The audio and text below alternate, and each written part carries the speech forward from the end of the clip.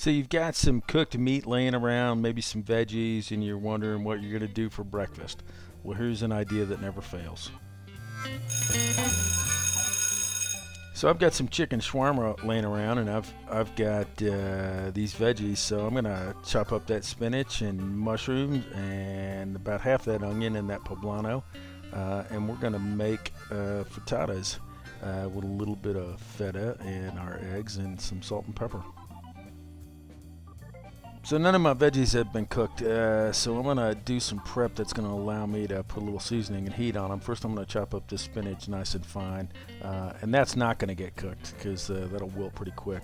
Then these mushrooms are gonna get a little bit of heat before they go into the frittata mix, but first I want to get them chopped really fine. And they're gonna get their own plate because mushrooms cook at a different rate than the other veggies. Now I got my half onion, and that's gonna be chopped really fine. In fact, everything we do here is gonna be chopped really fine because it's going in muffin size frittatas. And once the onion's done, I'm gonna get after that poblano. Everything we're going for about a 1/4 inch chop here. So the poblano, I took the seeds and the membrane out of this because I'm not going for super spicy hot, but I could mix hot sauce in at any point if I wanted super spicy hot. And then once this poblano is in 1/4 inch pieces, I'm going to abuse a head of garlic. And these are all going on the same plate because they cook at similar rates. Good news is I got a good friend who's going to send me a device, and I don't know what it is. It's going to help me dealing with heads of garlic, so I'm very excited about that. Now I'm going to crumble up my feta, and I had a little bit of feta here, but it's not going to be enough. I'm going for about a 1/2 cup. So I'm going to have to get into this new block of feta. Yes, I keep feta around the house all the time. So the meat I have laying around is a shawarma I cooked a couple nights ago, so I'm going to go with about a cup of this. And again, I'm going to chop it up really fine. And when this is all chopped up, it's time to go to the skillet. In the skillet goes about a tablespoon of butter, and we'll get that starting to melt just a bit. And then it's time to introduce those hard veggies, which is the onion, the garlic, and poblano. Sweat them down just a little bit, really not that long, maybe a minute and a half. And after I've hit them with a little, just a pinch of salt and pepper, sweated them down, it's time to introduce the chicken. And the chicken's going to do a couple things here. One, the chicken's going to heat up a little bit, and two, it's going to give up some of the seasoning flavors to the veggies. So that's what we're going for. Give it a little mixy, and then right after that, it's going to be time to bring the mushrooms into play.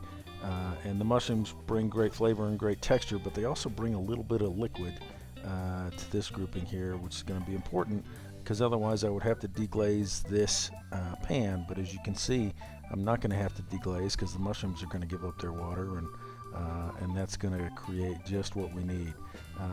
So when we've got these guys where we want them, which is basically the mushrooms have reduced in half in volume, it'll be time to get them off the heat. We don't want to drop this immediately into the spinach because it'll wilt the spinach pretty bad. So we want to let this cool just for a couple minutes. Doesn't have to be room temperature, but we don't want it screaming hot.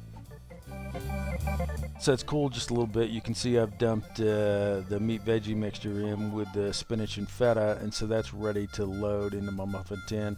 And this is my favorite muffin tin. These are king size muffins. And what we're going to do is we're going to place this mixture in each one of the holes. Careful not to pack it down, right? We want this to be loose because we want the egg to filter down and around inside of everything. And when I think I'm happy with that, it's time to bring some eggs into the mix.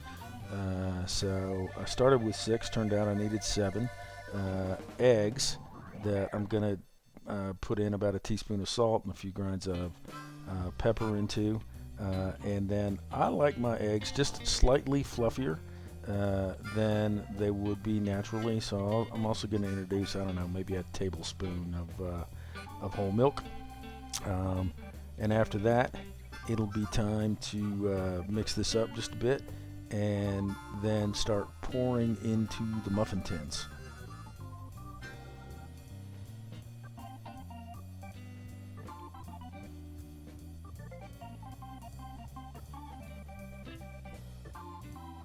So I do the best I can at distributing these evenly, and that's about as close as I can get. So it's going to be time to go off to the oven. 375 for 20 minutes seems to work well for my oven and this form factor of frittata. And it works out pretty well. And when you come back from the oven, you get a thing that looks like this. Quite stunning, and when you put them out on their plate, even better. And they're calling you to eat them. So I used chicken shawarma, and so I went with feta cheese, but you could do Italian sausage and Parmesan cheese, or you could do breakfast sausages and cheddar cheese. It's really up to you how you load these things up. The key is don't pack the mixture down too tight into the muffin tins. Just pour the eggs in, let them get all happy inside the tin, and off to the oven you go.